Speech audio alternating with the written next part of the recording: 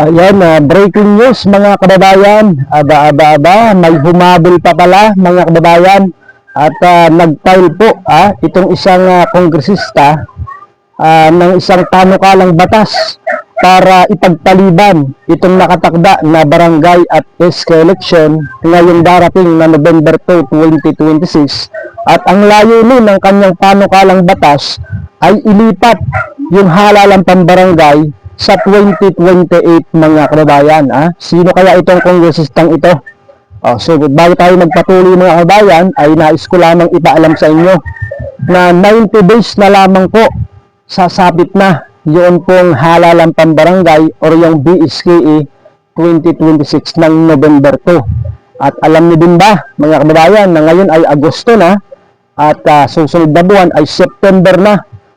Filing na ng Certificate of Candidacy. So mahigit isang buwan na lamang mga kababayan bago po yung filing ng Certificate of Candidacy na nakatakda nga po yung gawin sa September 28 hanggang October 5 mga kababayan. Kaya doon po sa mga nagbabalak na kumandidato, maghanda na po kayo maghanda na po kayo ng inyong mga birth certificate sapagkat isa po sa mga nire-require ng o isa sa mga requirements sa pag-file ng COC, yun pong birth certificate mga kababayan. Hahanapan po kayo ng Commission on Elections. So ito na nga mga kababayan, ang balita po ng the off-air broadcaster, pero yan po ay nasa wikang English.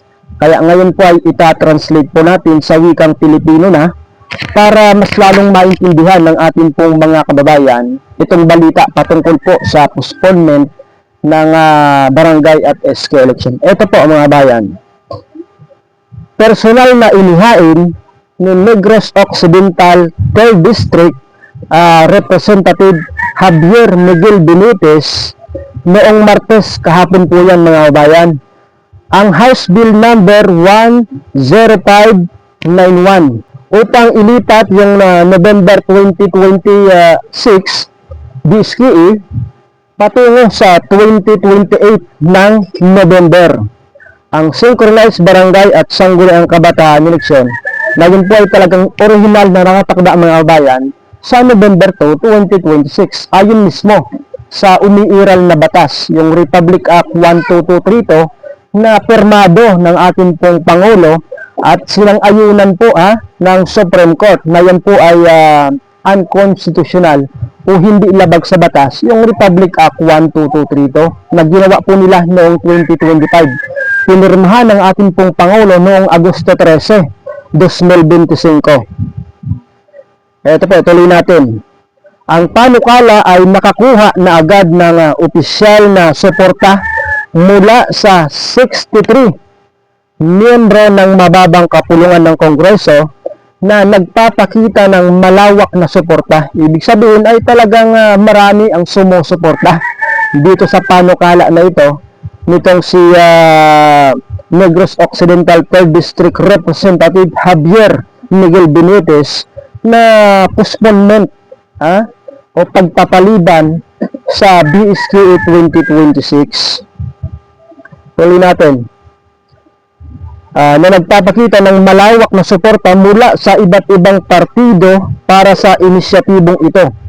Habang sinusurit ang buong teksto ng panukala, inaasahang ang pagpapaliban ay naayon sa mga hakbang para sa matalinong paggugol ng pondo ng pamahalaan. Layo nitong mailaan ang bilyon-bilyong pisong pondo. Pakinggan po ninyo, ang layunin daw po nito mga kabayan ay mailaan yung bilyon-bilyong pondo ng halalan sa mga agarang pambansang prioridad. Kabilang dito yung ang suporta sa agrikultura, yung seguridad sa enerhiya, kasi kung maalala ninyo, nung mga nakarang buwan ay tawag dito, itong si PBBM ay talagang nagdeklara ng state of the national energy emergency dahil nga po sa mataas na presyo ng mga bilihin, particular na yung patungkol sa langis. O, layunin daw nito na mailan ang bilyong-bilyong pisong pondo ng halalan sa mga agarang pambansang prioridad. Katulad ng binanggit ko kanina. Kasama na yung mga serbisyong panlipunan. Ayan, bagong batas at petsa. O bagong petsa. Inilipat ang DSKE mula November 2 to November 2, 2026 patungong Nobyembre 2020. So parehong Nobyembre, yung taon lamang po at yung petsa siguro yung magkaiba, mga kabayan. Ang mga kasalukuyang opisyal ng barangay at SK ay magpapatuloy sakaling maipasa itong batas na ito, mga bayan, at sa 2028 na nga talaga ganapin yung eleksyon. Ito po yung magiging resulta. Ang mga kasalukuyang opisyal ng barangay at SK ay magpapatuloy po sila sa kanilang tungkulin hanggang sa susunod na halalan. Ang pagpapahaba ng termino ay hindi bibilangin bilang karagdagang termino sa ilalim ng mga batas sa limitasyon ng termino. Yung proseso ng batasan, isa sa ilalim ngayon ang panukalang batas sa pagsusuri ng komite, mga debate sa plenaryo at botohan bago ito ipadala sa Senado at pirmahan para maging ganap na batas. So ang tanong, mga kabayan, sakaling pumasa ito diyan sa mababang kapulungan, ang tanong natin, papasabay ito diyan po sa Senado, mga kababayan? Kasi alam naman natin na may mga siguro majority ng senador ay nagpahayag na dapat na ituloy na itong barangay at SK election na nakatakda ngayong November 2, 2026. Ang pagkakaalam ko ay si Senator Amy Marcos lamang yung ayaw na matuloy itong DSKE 2026. Ano kaya yung kanyang dahilan? Dahil daw may krisis, mga bayan. Yun po yung isa sa kanyang mga dahilan. Ang paghahain ng ang kasalukuyang status, ang COMELEC ay nananatiling nakapokus doon sa November 2, 2026. Maliban na lang kung ang panukala ay ganap ng naging batas bago ang nakatakdang petsa. So talagang kung ano yung batas na umiiral, kung ano yung batas na buhay, yun po yung susundin ng Commission on Election.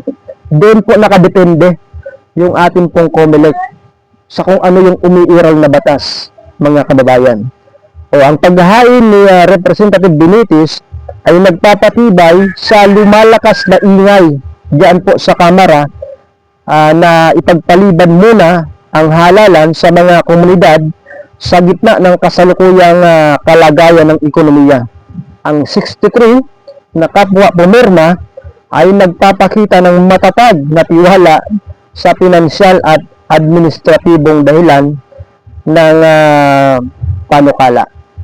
Ano ang masasabi niyo dito, mga kabayan? Pabor ba kayo dito sa pagpapaliban muli, sa pagpupuspon muli ng halalang pambarangay? So sa panig po natin, tayo po ay hindi na po hindi tayo pumapabor dito, sapagkat okay lang sana kung yung isang barangay officials, kung yung barangay officials dyan sa barangay mo ay nagtatrabaho ng maayos, nagsiservisyo ng maayos, okay lang na ma-postpone itong halalan. Ibig sabihin ay mai-extend po sila sa kanilang panunungkulan. Paano naman? Ito yung tanong, mga kabayan. Paano naman yun pong mga barangay na yung kanilang mga barangay officials ay hindi nagtatrabaho ng maayos? Paano naman yung mga barangay na yung kanilang mga barangay officials ay hindi mahagilap? Siyempre, hindi papayag yung mga constituent na hindi matuloy itong barangay SK election ngayong November 2. Kung yung kanilang barangay officials ay panay kabig lang, yung iba siguro ay gumaganon, sa pondo. Hindi natin nilalat, bato-bato sa langit, ang tamaan ay huwag magalit mga kababayan. So okay lang mga kababayan na i-postpone kung yung barangay officials ay nagtatrabaho ng maayos. Pero mga kababayan, yung kasalukuyang batas ngayon ay yung Republic Act 12232 na may schedule na November 2, 2026. So kaugnay po ng balitang yan mga kababayan ay panoorin po natin at pakinggan itong personal na paghahain nitong si Negros Occidental 3rd District Javier Benitez ng kanyang panukalang batas na postponement bill. Ito po, panoorin po natin mga idol at mga kababayan.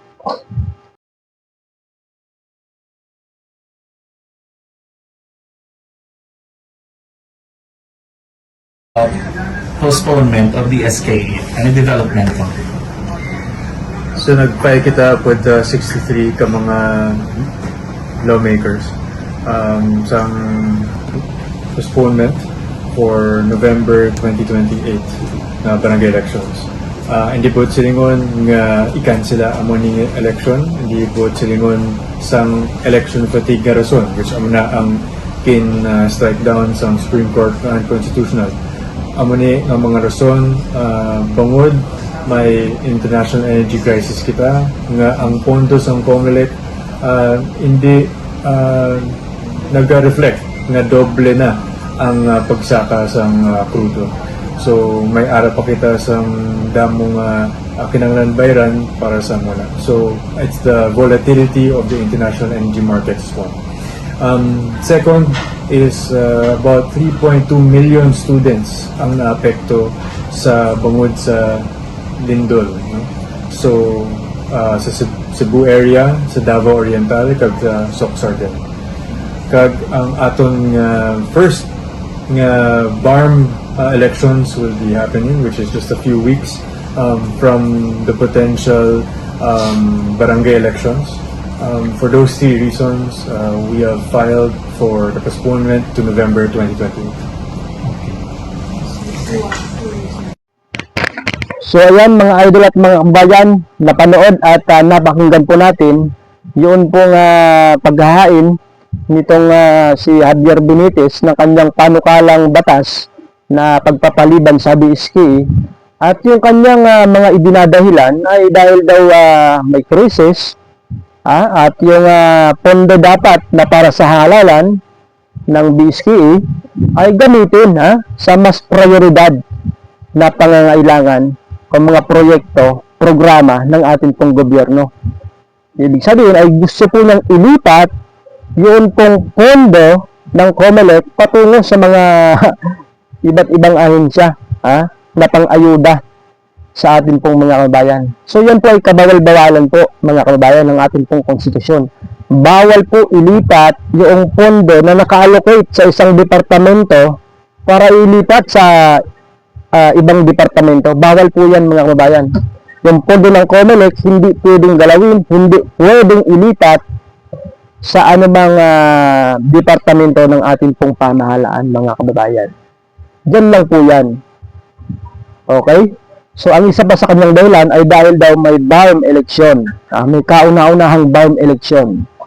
So sa panig ng COMELEC ay wala namang problema mga kababayan. Kasi September 14 naman, yun pong halalang yung Bangsamoro parliamentary elections. At November 2 naman yung pong BSKE. So wala pong problema sa COMELEC. Kaya yung COMELEC nagpahayag po na talaga sila po ay handang-handa na.